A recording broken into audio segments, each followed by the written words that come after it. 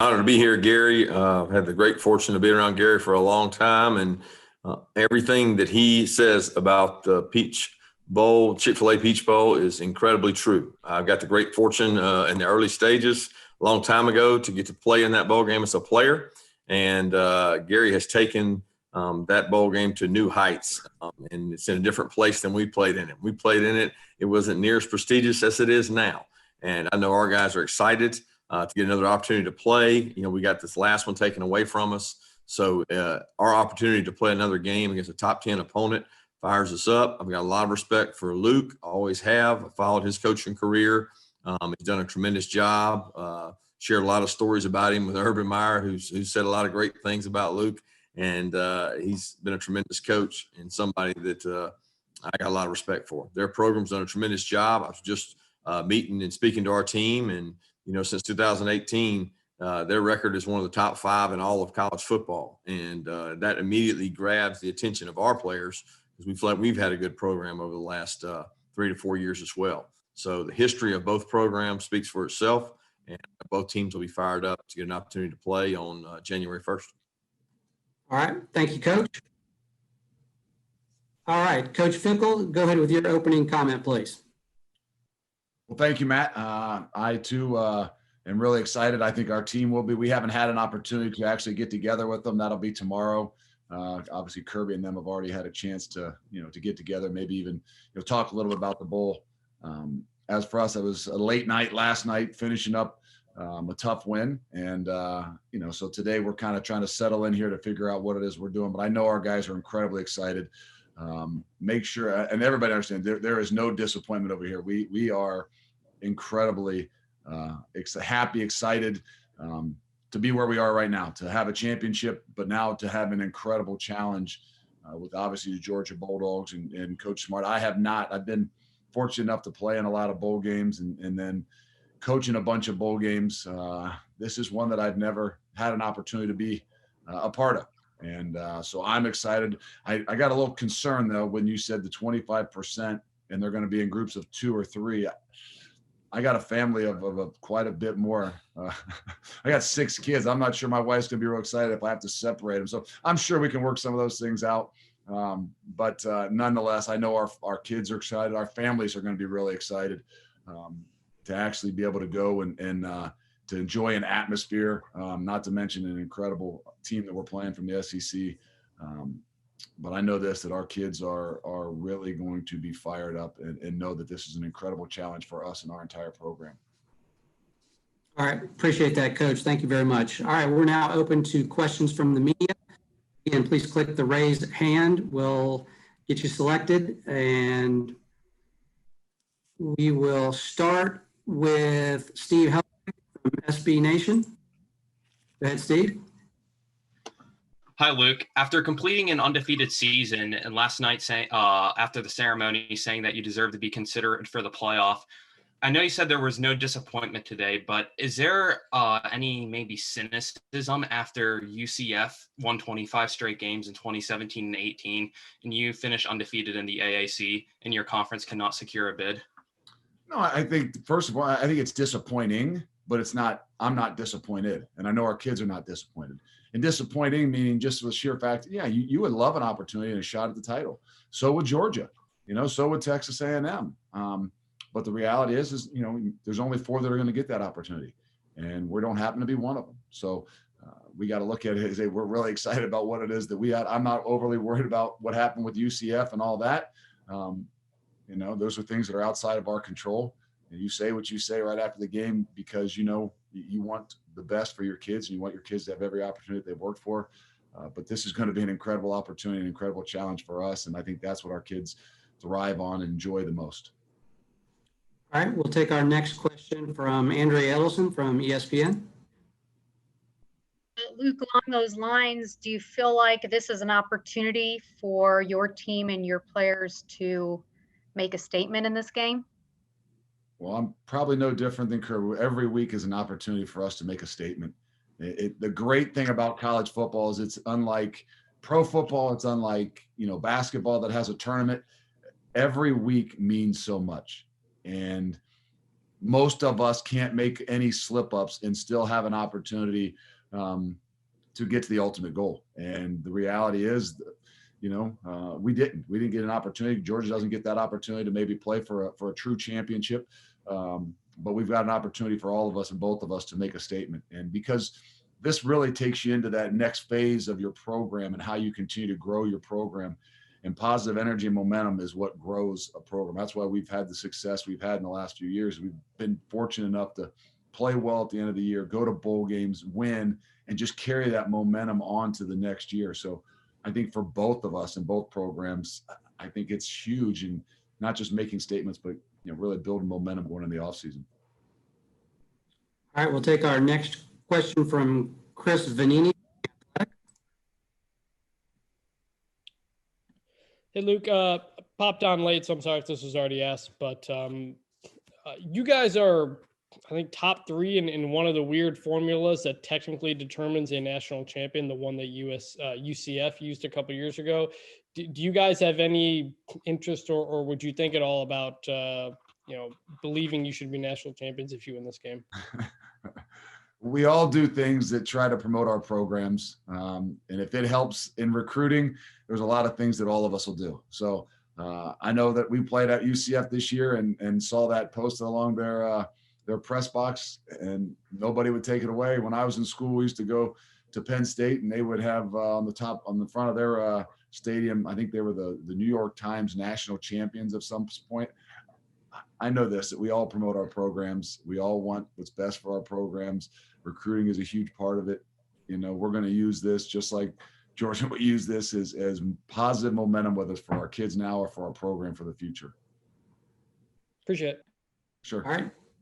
Next question will be from Dan Mathews from 680 The Fan. Coach Smart, obviously very disappointed to not have the game this past weekend in Athens, but is this kind of gratifying to get this opportunity in an area that means so much to your program?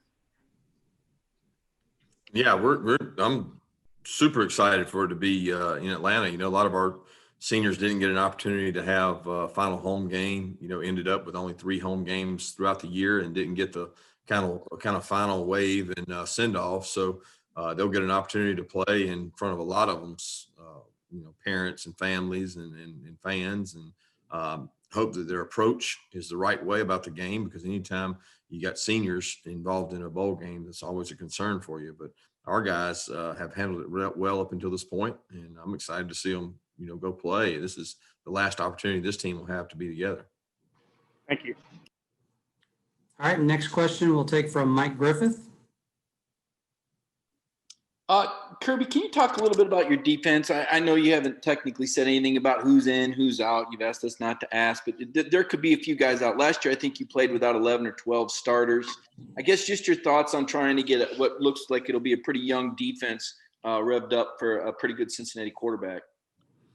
Yeah, I don't completely know the answer to that yet. It's still, we don't know exactly who's going to be in and who's out. There's still water to go under the bridge in terms of kids making decisions. And, we've got several seniors with the draft prospects. We've got several juniors that are draft prospects that are having to make decisions. And one thing I've encouraged them to do is be thorough, get good information, and try to make the best decision, but in a timely manner where we can prepare and get ourselves ready. And we want to start, getting ready as soon as we can for Cincinnati. And seeing them play last night let me know right away that we got a lot of preparation to do to get ready. So I don't know who will be in and who will be out yet, but the guys that are out there are the ones we're going to coach and go get ready to play. All right, we'll take our next question from Brandon Sehow. Go ahead, Brandon. Hey, Coach. I'm not going to ask about the ranking. I've asked enough about that with you this week. Just this opportunity, you mentioned it a little bit, how big it is for your program. UC's been to 2 New Year's Six Bowls before, Orange Bowl and Sugar Bowl, haven't won them. To go is one thing, but to be competitive and even win the game, how big is that for the momentum of this program and maybe being a measuring stick to where you are with those, blue bloods that you always talk about? That's huge for our program, and not just it's measuring stick. I think what you said is exactly right. And if you want to claim that you should have an opportunity, you should have a shot. Well, this is an opportunity. This is a shot, And I think I told our guys afterwards in the locker room, I said, yeah, I'll say some things, tonight just to try to make sure that we, whatever's out there, that if we got a shot at it, we want that opportunity, but know that by doing that, and we put ourselves in a position that no matter what the situation, we're going to play a really, really good football team. And when you say things like that and you put yourself out there like that, means you got to turn around and put it up, and so you say those things and you got to go play the game. And, and that's the big part of it. So it's exciting for those guys, for all of us, but it's a huge measuring stick for me and what we're trying to build here. All right, we'll take our next question from Seth Emerson. Go ahead, Seth. Kirby, this is a first bowl. I guess motivation is always a question in situations like this. This is your first bowl since year one that you're not coming off an SEC championship appearance. Is there any analogy there in terms of this is an important period going into next year, both in the preparation and in the actual bowl performance? I think along the lines that Luke mentioned, it's always critical to continue building success. And, we've had success in bowls and we've had failure in bowl. We lost a Sugar Bowl and we won a Sugar Bowl. And those two things both stick out in my mind as the approach that each team took to those games. And it was so important to so many in terms of the Baylor Sugar Bowl and the way the kids approached it. And then, for the Texas Sugar Bowl, it wasn't that way. And everybody didn't approach the game the same way. And I think we learned a valuable lesson as a staff that it's not necessarily who you go play with, but what their mindset is when you go play a game in a bowl game. And the fact that we've been, kind of out of it for a while in terms of not being in the SEC championship, that's new territory for us. But we've been dealing with that for the last couple of games. And so you learn that it's important to prepare the right way, regardless. Like when we were preparing for Missouri, nobody expected us to play very well because everybody thought that our head would be in the wrong place. We prepare the same regardless of who the opponent is. And I think that's the way you have to approach it so that you have a little level of consistency when you get ready to play. All right, we'll take our next question from Dean Legge from Dog Post. This is actually for both guys, but Kirby first, I guess. When will y'all start practices, y'all, and how will that sort of maneuver around Christmas? Yeah, we're working on a plan right now to put into place as far as when we're going to give the players a break. We're not going to stay here and keep them in a tight bubble over the break. I just think that's tough to do. I know some of the playoff teams are doing that, but we'll give the guys probably 3 to 4 day break and do a little prep here before. And then when we come back, we'll have basically a game week type practice. These guys have practiced a long time this year, longer than I ever remember. So we'll have a little bit of prep before, give them off during Christmas, and then come back and have a game week to get ready to go to Atlanta. Well, I'm glad I got to hear a little bit of that because I'm the same thing right after this. I'm sitting down to try to draw up a little schedule, and it's kind of tough, after playing last night. We were off for 28 days. We were off for, 13 days as a kind of a pause period in there in those last 28. So like Kirby, I think we've had 160 practices or OTAs and practices when that started even before camp and played 9 games. So it's a unique situation. How much do you give them off? How much do you send them home? So like everything this year, there's a lot of sacrifices being made, and everybody from the outside says, oh yeah, but they still get to play and they're making incredible sacrifices. Some of the greatest things that I remember, I'm sure Kirby remembers about playing the game, is hanging out in that locker room and winding down after a game and hanging out with your butt. And they haven't had the opportunity to do that. So trying to balance giving them some of that time, even to go home and do Christmas, is going to be unique. But we don't have an exact schedule just yet, but it'll be soon. All right, we're going to try to get in a few more questions here. We'll go next to Chip Towers from the AJC. Go ahead, Chip. For Kirby, actually for both coaches, I guess it's an amazing dynamic, the group of 5 versus Power 5, and how you approach these bowls. How much do you feel like, Kirby first, that motivation is the key ingredient, right? And motivation and participation, I guess, and And Luke, on your side, you know, it's kind of a little bit more historical and special just to be in this situation, right? So is that almost give you an advantage coming into the game? I don't really understand what you're asking, Chip. But, I mean, I think you guys both recognize what the dynamic of this game is. Yeah, look, I'll be honest. When you're a competitor and you go out on the field, your intention is to win the game. That's not going to change between his guys and our guys. That's not the perspective. I mean, every coach will try to build their angle to build it where it gives their guys an edge or a competitive advantage. Whether it's, you know, that's them being ranked ahead of us or us being, I don't know, group of five, power five, all those languages, that's for you guys. My language is football, okay? And they got a good football team, and they haven't been beat, all right? And they beat some really good teams I got a lot of respect for. So to me, the hardest thing to judge this year is that nobody really played across conference, right? So if you didn't really play across conference, you really can't judge a lot of things because all you know is your conference. And they played their conference, we played our conference, and most of the conferences stayed apart. Well, the bowl's an opportunity to go out and play across conferences, and you play for the pride of, you know, your conference, the pride of your seniors, pride of your last game. Sometimes it's for the pride of your team the next year. But you build that as a coach however you can to try to create an advantage. But at the end of the day, it takes the leaders on the team to buy into that and it be important to those guys. Coaches, it's always important to us. It's our livelihood. But is it going to be important to the players? And that's the key ingredient.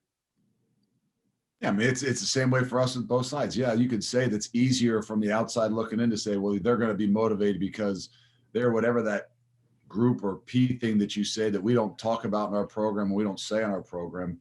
So I don't know anything about those letters or language. Obviously, we know who Georgia is and we know what the SEC is all about. But in this 2020 year, I think everybody has sacrificed so much. And I mean that as players included, that anybody that's playing well at the end of the season has a motivation. I don't care what it is. And it's really easy to see, I think, in this football season, to see anybody that towards the end of that year, this year, the last 4 or 5 weeks, 6 weeks, whatever, if they're playing good football, they've got something within their program that's natural motivation. Because of this tough and unique year, you've seen a lot of chinks and a lot of different things. So I would imagine both teams are going to have to continue to sacrifice, have some things, some decisions to make as individual players, like everybody does at the end of the year. But both programs have a lot to play for, and I can see a motivation from both sides. Exactly what I was asking. Thanks. All right, we've got time for 2 more. We're going to go first to Zach Klein, and then we'll finish up with Charles Odom. Hey, Kirby, you might not know this because it was just announced where you're going, but usually the excursions, everything about Bowl Week makes it special, right? I'll never forget you and Stoney and Nick on the Tower of Terror, right? When you guys are at the Rose Bowl. But with this era we're in, does that kind of alter your plans, knowing that there's not going to be much going on? Would you even come in maybe the day before and just treat it not as a bowl game, but just an extension of regular season finale, so to speak? Yeah, I think during due to COVID protocol, I think Gary would be the first to tell you it's the safest environment for the players. We want testing protocol to remain as close to the same as possible. So it'll be treated very similar to our road games in the season in terms of traveling over the day before, getting to the hotel, being able to check in, reduce the risk of our guys coming in contact, keep the players safe, the coaches safe, both teams handling that protocol. So it will be treated more like a road game than like a potential bowl game in terms of what the players get to enjoy. I hate that because I know how much Gary and his staff and the people in Atlanta really work and prepare the Peach Bowl to be one of the best. And I hate that Cincinnati's team won't get to enjoy all those things at the Peach Bowl too, because that's one of the rewards of going to a bowl game that has kind of been negated this year due to COVID, but we're also very thankful that we get to have the game. Kirby, I was just going to ask if you could follow up on what you said about your plan to give the players 2 or 3 day break. As you said, other coaches are trying to impose a sort of quasi bubble around their facilities to keep players safe. You know what numbers are like around the state. What are you telling your guys about those days away from Athens? Well, I'm actually not talking to them about them right now. Our guys can't handle more than like one thing at a time. So we don't give them a lot of information right now. We're here in Athens. We just finished school. We're getting our grades and things back. So we're focused on football for the next couple of days, and we'll address that before they get to go home and have a break. But we've had little intermittent breaks throughout the year. We've had an off week, two cancellations. So we've had these 3 and 4 day pocket windows where we've tested on the back end of it, on the front end of it, and we've been pretty successful. We just got to continue to do that, and the numbers have risen. I mean, we've had more positives in the last probably 2 to 3 weeks than we have all year, but we got to continue to do a good job and educate our players. All right, we're going to sneak in one final question from Bill Dennison. Go ahead, Bill. Coach, can you, Coach Smart, can you talk a little bit about maybe your thoughts on Cincinnati quarterback Desmond Ridder? I'd love to talk about him, but my extent is seeing him play last night. He did a tremendous job. I got to see his really emotional interview, which tells me a lot about the kid. When you see that, it gives you goosebumps because it matters so much to him and so much to his team. And to see that kind of a raw emotion after a game like that, a championship game, it makes you know what he's built, what he's made out of, and kind of the way he's built. But it's hard to say that because I haven't had a lot of chance to watch any tape yet. Coach Fickell, do you have to get your wife that ring now? Brought up at 1:30 in the morning when I walked in the door. I said, this might be a good time to take advantage of that. So I don't know what that's going to be, but at some point in time, it's going to cost me, I have a feeling.